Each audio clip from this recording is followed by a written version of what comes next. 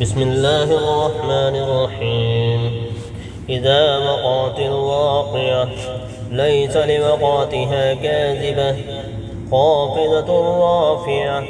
إذا رجت الأرض رجا وبست الجبال بسا فكانت هباء منبسا. وكنتم أزواجا ثلاثة فأصحاب الميمنة ما أصحاب الميمنة وأصحاب المشأمة ما أصحاب المشأمة.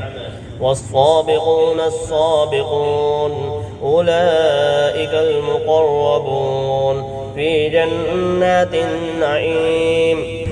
ثلة من الأولين وقليل من الآخرين على سرر موزونة متقعين عليها متقابلين. يطوف عليهم ولدان مخلدون بأكواب وأباريك وكأس من معين لا يصدعون عنها ولا ينزفون. وفاكهة مما يتخيرون ولحم طير مما يشتهون. وحور عين كأمثال اللؤلؤ المكنون جزاء بما كانوا يعملون. لا يسمعون فيها لغوا ولا تأثيما إلا قيلا سلاما سلاما.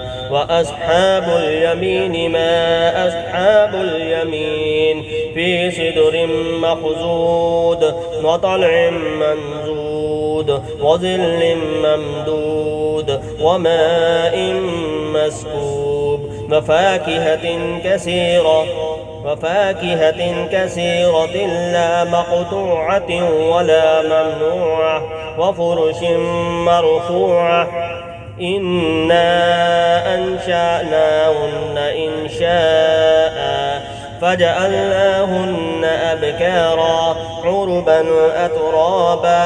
لأصحاب اليمين ثلة من الأولين وثلة من الآخرين. لأصحاب الشمال ما أصحاب الشمال في سموم وحميم وظل من يحموم لا بارد ولا كريم. إنهم كانوا قبل ذلك مترفين وكانوا يصرون على الحنث العظيم.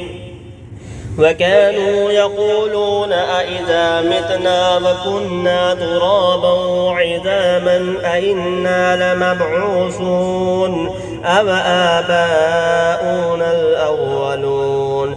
قل إن الأولين والآخرين لمجموعون إلى ميقات يوم معلوم. ثم إنكم أيها الضالون المكذبون لآكلون من شجر من زقوم فمالئون منها البطون فشاربون عليه من الحميم فشاربون شرب الحميم. هذا نزلهم يوم الدين. نحن خلقناكم فلولا تصدقون. أفرأيتم ما تمنون أأنتم تخلقونه أم نحن الخالقون. نحن قدرنا بينكم الموت وما نحن بمسبوقين على أن نبدل أمثالكم وننشئكم فيما لا تعلمون. ولقد علمتم النشأة الأولى فلولا تذكرون.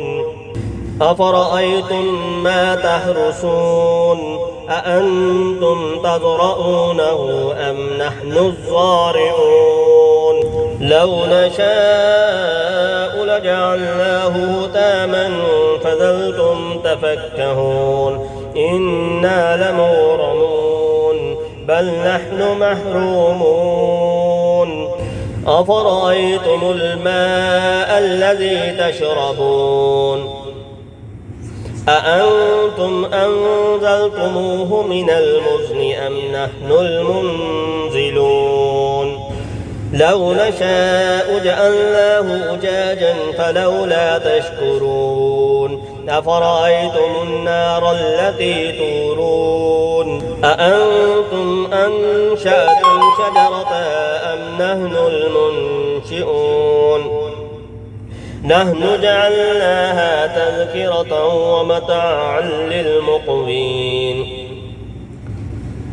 فسبح باسم ربك العظيم فلا أقسم بمواقع النجوم وإنه لقسم لو تعلمون عظيم